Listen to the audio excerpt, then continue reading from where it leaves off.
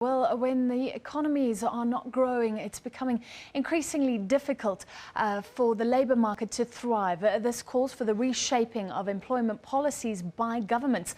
Business and labour representatives attending that International Labour Conference in Geneva agree that there is space for government to relook at South Africa's employment policy.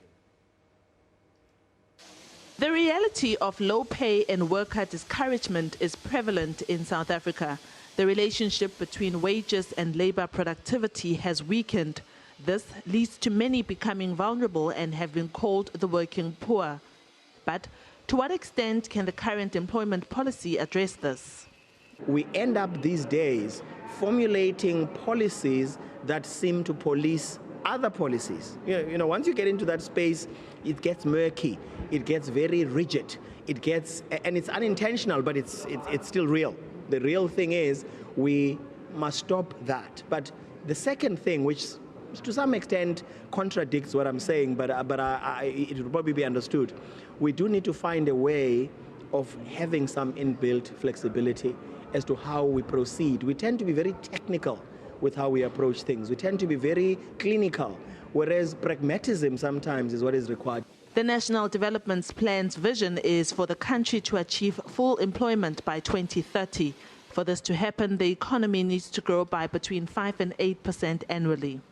If we don't have work and we have the multitudes, the numbers keep increasing every time. I don't know where we're sitting now, whether we're sitting at 26 point something or 27%. Unemployment, which is amongst the highest, not only in the world, but even amongst our own peers in BRICS. We chose the BRICS countries as our brothers and sisters, South-South cooperation. But even amongst BRICS, 6, 7, 8 weeks ago, we were in Russia, and we saw amongst BRICS that we are doing the worst. Labour says gender equality should be prioritized while labour broking is done away with. For instance, you take a man and a woman with same qualifications, doing the same job, preference is still being given to the man. And there are still instances where you find that a man still earns more than a female colleague, whereas they are doing the same job. So it is not flexible enough. And whilst you are still having labor brokers and whilst you are still having casual workers, I feel that something should be done. The NDP maps a clear path to economic growth that can lead to jobs. But given the state of joblessness in the country, a little more than a roadmap is required. Labour and business are sure that there is space to relook at some of the policies and even change some if necessary.